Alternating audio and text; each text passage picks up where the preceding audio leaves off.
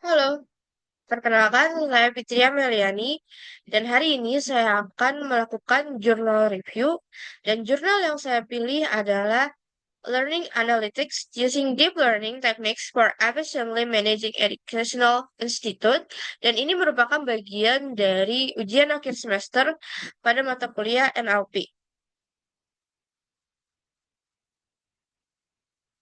Berikut merupakan tampilan dari jurnal yang saya pilih. Selanjutnya, mengenai informasi umum tentang jurnalnya, yaitu judul jurnal adalah Learning Analytics Using Deep Learning Techniques for Efficiently Managing Educational Institute. Terus lalu tahun publikasinya yaitu tahun 2022. Nama jurnalnya adalah Materials Today Proceedings. Nama penulisnya adalah Raffi Kispore Valuri, Indrajit Patra, Mot Nafet, Fedori Vira Prasad, Maila M. Arkinas, Sihab Muhammad Beram, Abhishek Rahuvansi. Kemudian nomor doi-nya adalah 10.1016 slice J titik MATPL titik 2021 titik 11 titik 416.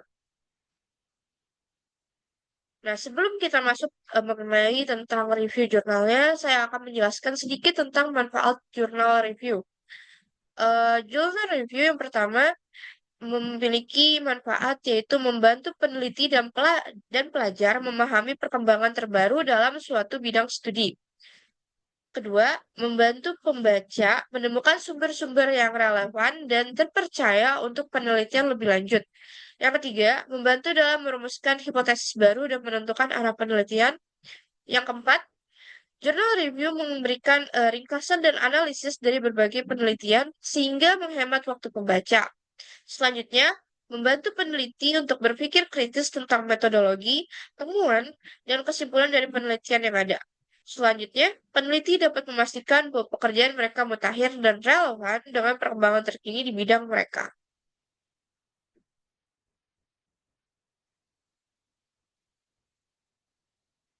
Sebelum kita masuk tentang jurnal reviewnya, saya akan memberikan gambaran singkat tentang Learning Analytics pada NLP. Learning Analytics pada Natural Language atau NLP adalah penggunaan teknologi untuk menganalisis dan memahami bahasa alami yang digunakan oleh siswa dalam berbagai konteks pendidikan. Nah, ada beberapa manfaat dari Learning Analytics pada NLP.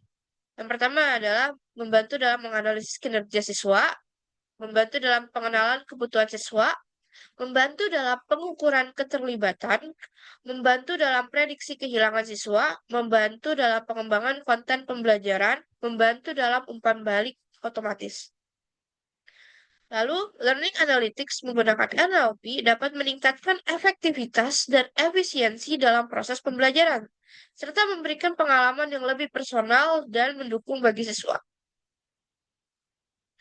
Lalu kita masuk yang ke pertama adalah ringkasan jurnal, temuan utama. Studi tersebut mencatat bahwa algoritma ID3 dapat memakan banyak biaya komputasi ketika menangani kumpulan data berkelanjutan dan besar, dan bahwa model yang terlalu pas dapat mengurangi keakuratan proses kategorisasi data kesehatan.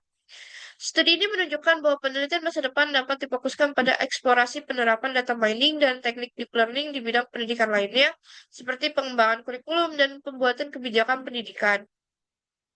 Studi ini menyoroti aplikasi praktis data mining dan teknik deep learning di lembaga pendidikan termasuk meningkatkan manajemen data siswa, memprediksi kinerja siswa, dan menginformasi pembuatan kebijakan pendidikan.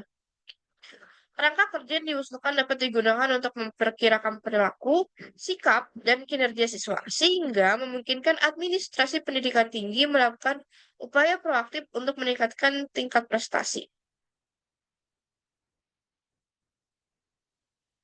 Learning Analytics menggunakan teknik deep learning. Studi ini mengeksplorasi kemampuan dan aplikasi potensial data mining dalam pendidikan tinggi, khususnya dalam memprediksi kinerja mahasiswa dan mengelola sumber daya pendidikan. Para penulis membahas penggunaan machine learning dan teknik deep learning untuk menganalisis dan memprediksi, menyoroti pentingnya memilih algoritma yang tepat untuk prosedur klasifikasi dan prediksi. Penelitian ini meneliti berbagai algoritma machine learning termasuk decision trees, support vector machine, pendekatan naive-Bayes classification, dan neural networks. Dibahas pula kelebihan dan keterbatasan masing-masing algoritma seperti kemampuan algoritma ID3 dan pengklasifikasian memprediksi masalah jantung secara efisien. Namun, memerlukan biaya komputasi yang besar ketika menangani kumpulan data besar. Penulis mengusulkan suatu kerangka kerja untuk melakukan learning analytics terhadap data siswa yang melibatkan pengumpulan data siswa, praproses data, dan penerapan algoritma pembelajaran mesin untuk memprediksi kinerja siswa. Studi ini bertujuan untuk meningkatkan pengambilan keputusan pendidikan dengan memberikan wawasan tentang perilaku dan kinerja siswa, sehingga memungkinkan pendidik untuk mengalokasikan sumber daya secara lebih efektif dan meningkatkan hasil siswa. Ada 3 pendekatan machine learning yang dipakai. Yang pertama ada logistic regression, support vector machine SVM, pendekatan naive-Bayes classification, decision trees, closest neighbor, logistic regression, discriminant analysis, dan neural networks adalah contoh traditional classification algorithms yang dipakai. Selanjutnya ada PCA, feature extraction menggunakan PCA. Kemudian ada analisis komponen utama. Prinsipal komponen analisis digunakan untuk extract features. Oke, di sini ada skema framework for student performance classification and prediction. Ini ada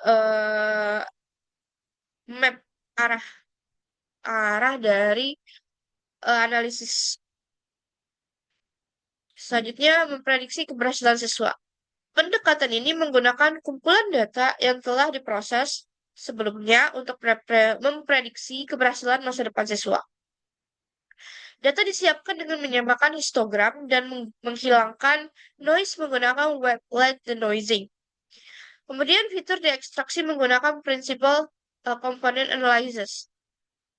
Tujuannya adalah untuk mengidentifikasi kategori siswa berdasarkan fitur dalam dataset.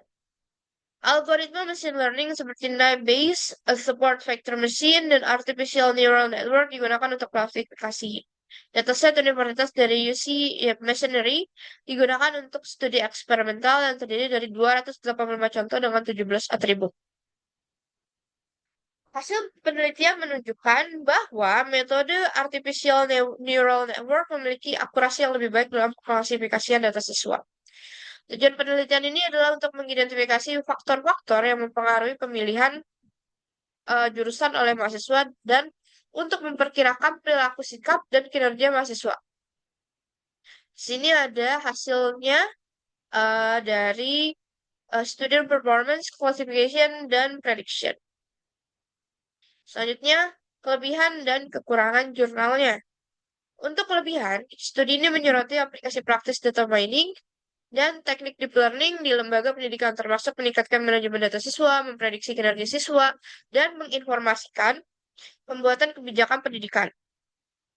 Lalu, kerangka kerja yang diusulkan dapat digunakan untuk memperkirakan perilaku, sikap, dan kinerja siswa, sehingga memungkinkan administrasi pendidikan tinggi melakukan upaya proaktif untuk meningkatkan tingkat prestasi. Sedangkan untuk keterbatasan atau limitation, studi tersebut mencatat bahwa ID3 algorithm dapat memakan banyak biaya komputasi ketika menangani dataset berkelanjutan dan besar, dan bahwa model yang terlalu pas dapat mengurangi keakuratan proses kategorisasi data kesehatan. Kesimpulan, studi ini menunjukkan bahwa penelitian masa depan dapat difokuskan pada eksplorasi penerapan data mining dan teknik deep learning di bidang pendidikan lainnya, seperti pengembangan kurikulum dan pembuatan kebijakan pendidikan. Kemudian, demikian presentasi yang dapat saya sampaikan. Terima kasih.